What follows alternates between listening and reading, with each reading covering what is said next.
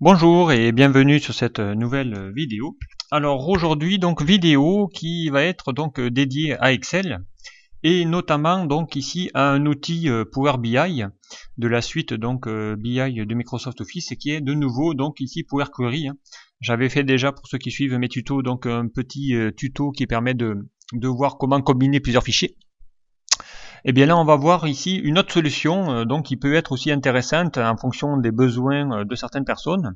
C'est de pouvoir avoir une synthèse de plusieurs fichiers qui va se trouver dans un même répertoire et qu'on va pouvoir donc bien combiner, donc fusionner les uns en dessous des autres en fonction du nombre de fichiers qui peut se trouver dans ce dossier-là.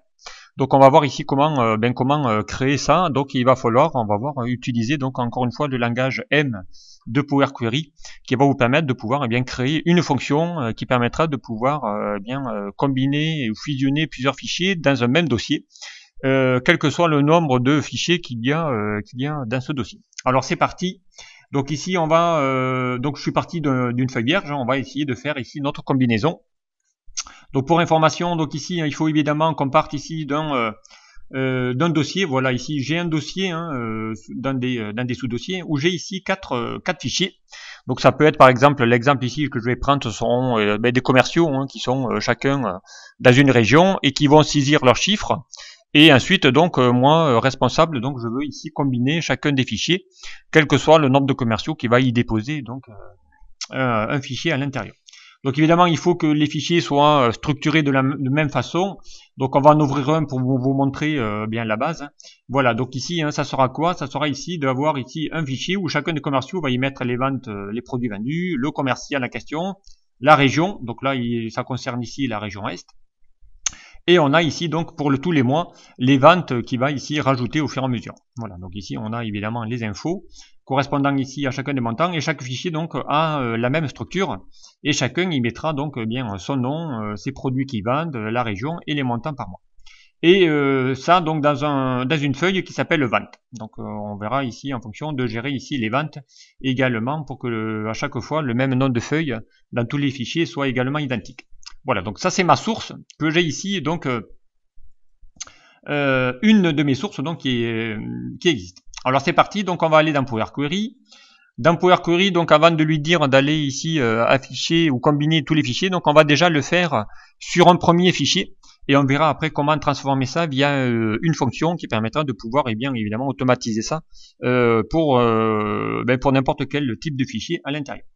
Donc pour ça, donc on va aller ici déjà le faire pour le premier. Donc on va aller ici dans le groupe de Power Query. Donc à partir d'un fichier, à partir du fichier Excel. Voilà, donc ici on va lui demander où se trouvent mes données. Donc ici mes fichiers se trouvent dans mes documents BI. Dans BI j'ai un fichier source. Voilà, ici je retrouve mes 4 fichiers. Donc je vais déjà prendre le premier et je vais faire OK. Donc on va aller ici ouvrir. Donc il va aller le chercher, il va aller récupérer ici, voilà, il va se connecter, il va faire la connexion. Voilà. Donc ici on va partir, bien évidemment, mon tableau, il était sur mon tableau, donc on va juste aller récupérer ici ma feuille qui s'appelle vente. Ici on a un aperçu des données, donc ici de mon premier fichier qui s'appelle vente est. Voilà, ici j'ai mes données. Donc ici on va pas le charger, on va juste faire modifier. Puisque je ne vais pas charger les données, je vais juste lui dire de créer la requête. Voilà, donc ici il vous donne un aperçu du contenu de ce fichier-là, donc avec ici mai, janvier, février, mars, voilà, tous les mois de l'année, voilà, et ensuite ici mes produits, ma colonne commerciale et ma région. Donc à partir de là, donc on va essayer de lui bien modifier la requête. Donc pour ça, on va aller dans affichage et ici on va donc lancer l'éditeur avancé.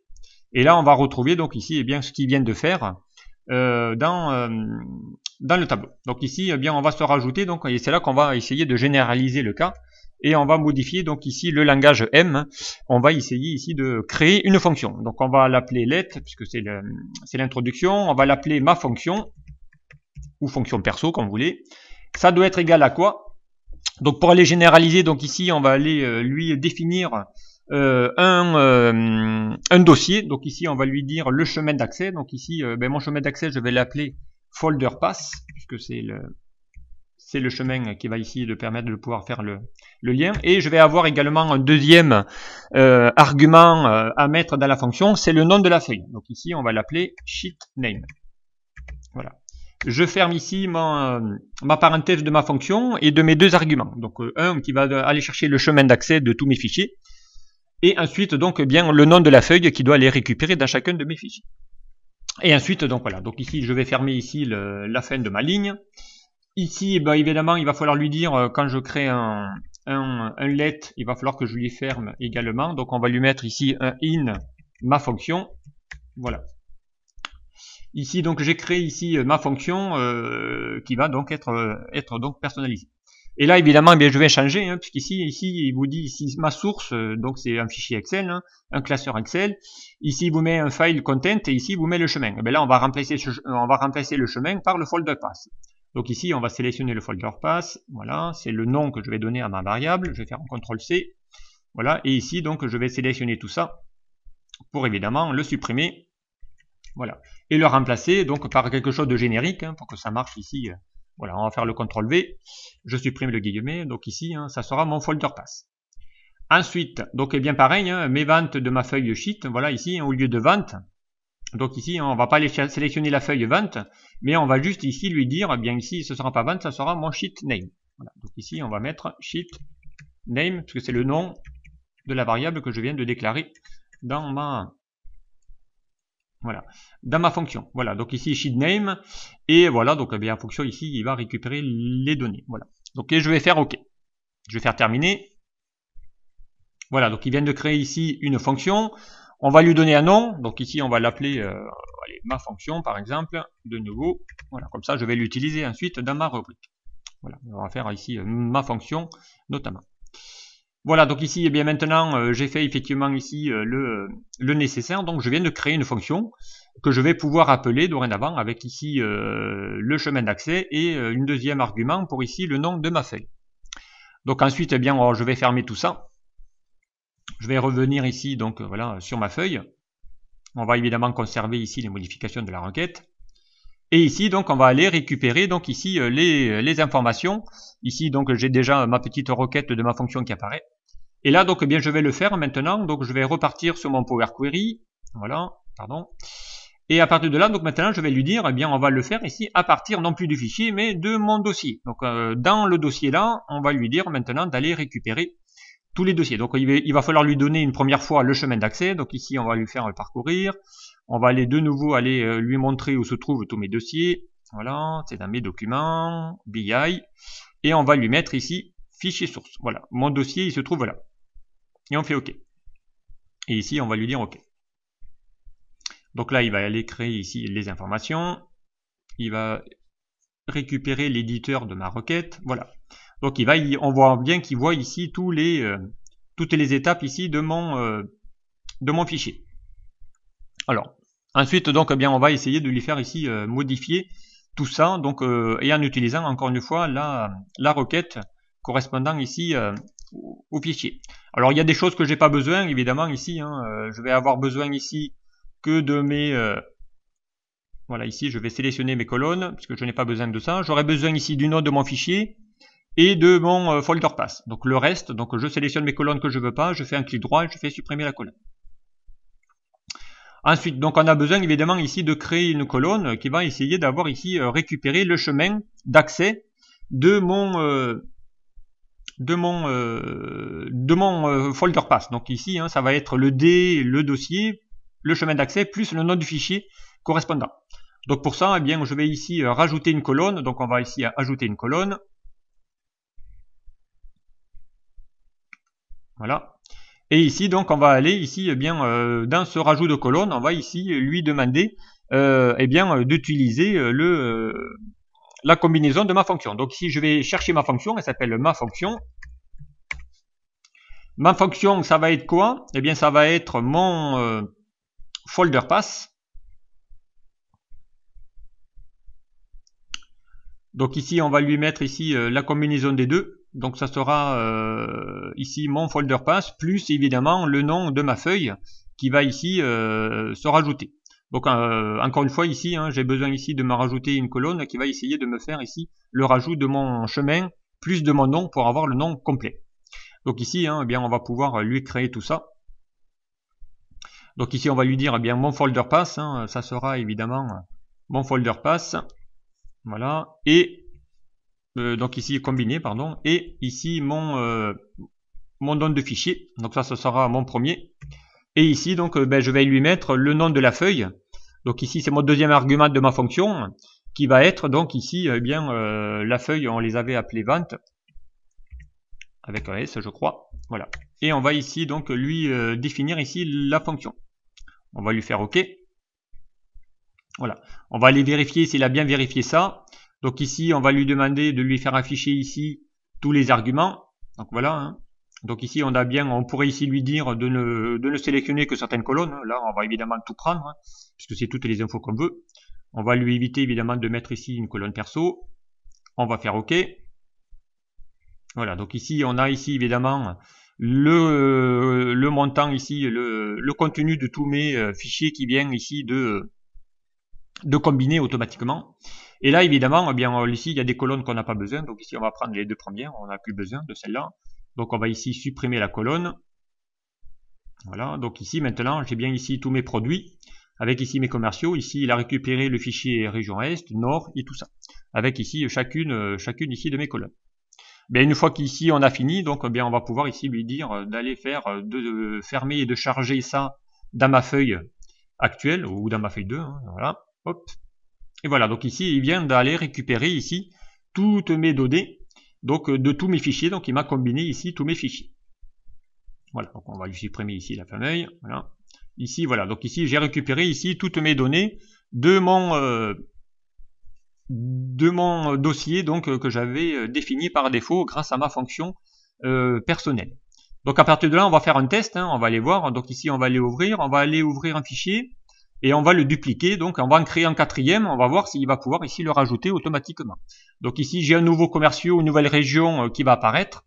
Donc on va essayer ici de faire, voilà, de dupliquer ici, on va faire un CTRL-C, CTRL-V. Voilà, on va le renommer. Ici, on va l'appeler par exemple région centre. Voilà, on va lui modifier quelques données, donc on va l'ouvrir. Voilà, ici, donc ça sera évidemment ma région centre. Donc on va ici tout remodifier ici les données. Voilà. On va se rajouter, pourquoi pas, quelques clients, hein, notamment ici, on va se rajouter des données. On va faire un CTRL-C, voilà, on va faire un CTRL-V. Voilà. On va se rajouter quelques, avec ici, pourquoi pas, de nouveaux produits. Hein, on va se créer voilà, de nouveaux produits qui va ici incrémenter. Voilà. Donc ici, j'ai toujours ici ma feuille vente. J'ai ici une nouvelle région, donc mon fichier, je l'ai appelé vente centre, donc je vais sauvegarder. Voilà. Ici, donc lui, ben, maintenant j'en ai plus besoin, je vais le fermer. Voilà. Donc et ici, donc je me retrouve avec évidemment mon fichier original. Et là, je vais juste qu'actualiser mes données dorénavant. Donc ici, je vais faire un clic droit, je vais faire actualiser.